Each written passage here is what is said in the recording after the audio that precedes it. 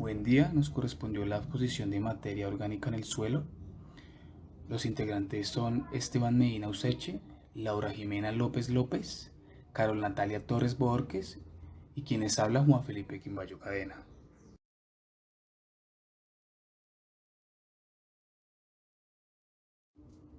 Es muy importante resaltar que el humus puede formarse por la oxidación simple de la necromasa en ausencia de organismos vivos, pero este proceso acelera en gran medida cuando los organismos vivos ingieren la materia orgánica o secretan enzimas que la transforman. Existen dos clases de humus: humus viejo o antiguo, humus joven. Humus viejo y antiguo, debido a este periodo largo tiempo transcurrido, es muy compuesto, tiene un tono entre morado y rojizo y algunas sustancias húmicas características de este tipo de humus son las humíneas y los ácidos húmicos. Por otro lado, el humus joven es aquel que tiene las características del recién formado, posee un menor grado de polimeración y está compuesto por ácidos húmicos y fúlbicos. Los ácidos húmicos se forman por polimeración de los ácidos fúlbicos. Estos últimos se forman a partir de la descomposición de la lignina. Es muy importante resaltar que el humus puede formarse por la oxidación simple de la necromasa en ausencia de organismos vivos, pero este proceso acelera en gran medida cuando los organismos vivos ingieren la materia orgánica o secretan enzimas que la transforman. Humus y su composición. ¿Qué es? El humus es una materia orgánica degradada a su último estado de descomposición por efecto de microorganismos, que se encuentran químicamente estabilizada, por lo que así regula la dinámica de la nutrición vegetal del suelo.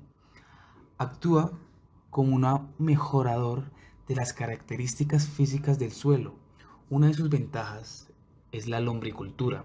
Es una actividad productiva, viable, que beneficia, que no requiere gran extensión de terreno ni de grandes inversiones. No obstante, contribuye efectivamente a la conservación del medio, evitando la contaminación por desechos orgánicos. Uno de los beneficios reales, hay quienes consideran esa actividad de largo plazo y no muy productiva. Sin embargo, los que perseveran han podido demostrar que es una buena alternativa para incrementar la producción de cultivos. En las últimas décadas, esta actividad agrícola ha experimentado un desarrollo espectacular, tanto la referente de la fertilización como el tratamiento de plagas y enfermedades en los cultivos. Por todo este crecimiento acelerado, presenta sus pros y sus contras. El desarrollo de técnicas de fertilización y la producción de cultivos mediante la aplicación de compuestos químicos de síntesis ha tenido las siguientes consecuencias: descenso de las poblaciones microbianas de manera natural colonizaban los cultivos, creencia de compuestos orgánicos fundamentales para el correcto desarrollo de los cultivos que generaban, reciclando así y movilizando la microbiología simbiótica con la planta en el entorno de la raíz, la eliminación de barreras físicas y químicas que las poblaciones del ecosistema de las plantas tenían por su protección, ya sean fúngicas, bacterianas, lombrices, insectos, la eliminación de la flora hospedadora de la fauna útil, contaminación de suelos y aguas tanto subterráneas como superficiales, en estas últimas generando problemas, eutrofización, afectando gravemente la vida acuática.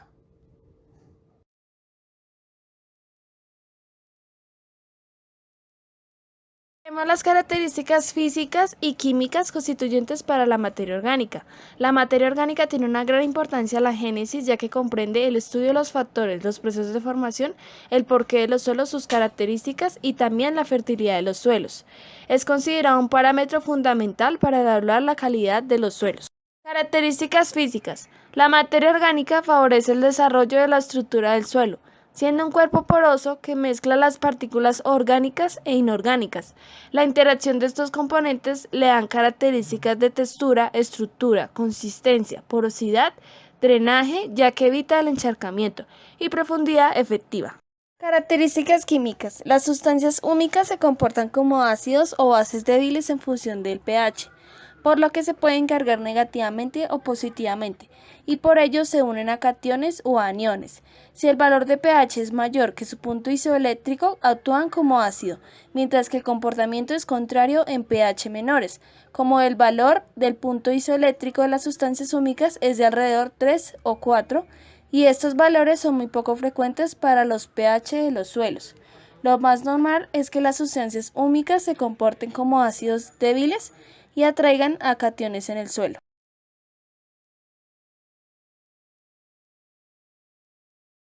Buen día compañeros, mi nombre es Esteban Medina. Hoy les voy a hablar sobre las reacciones de transformación de materia orgánica en el suelo, nitrificación, humificación y otras. Entonces inicialmente voy a hablar sobre la nitrificación, en la cual los iones de amonio son liberados en el proceso de amonificación. Estos iones pueden ser oxidados enzimáticamente por un conjunto de bacterias autótrofas, las cuales habitan en el suelo, y el proceso que siguen es el siguiente. Primero se den los nitritos y después los nitratos.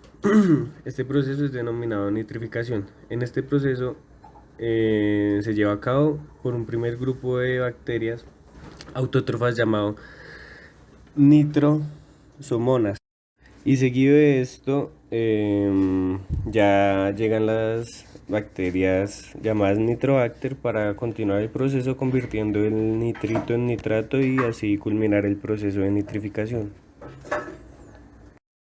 La humificación. La humificación es el proceso de acumulación y transformación de la materia orgánica en humus, mediante la degradación de macromoléculas, oxidación de compuestos, condensación, polimerización y fijación del nitrógeno. Para esta fase es imprescindible la presencia de bacterias en el suelo, no solo por la actividad que ellas generan, sino principalmente por la composición de sus tejidos. Esto hace que sea fundamental para la formación de los ácidos húmicos. En la humificación, los compuestos inorgánicos se muestran e infiltran con los componentes del suelo, y estos forman componentes de gran estabilidad que, al transformarse en nuevos tejidos, mucosidades, paredes celulares, etc., quedan fijados en los organismos. La mineralización. En este proceso los compuestos se degradan completamente hasta sus constituyentes minerales. Digamos, en el caso del carbono, entran en la respiración celular y se degradan hasta la forma del dióxido de carbono. Mientras que en el nitrógeno orgánico se degrada en forma de amonio, y pues en ambos casos las formas son más inestables y tienden a perderse por lixiviación en forma de gases.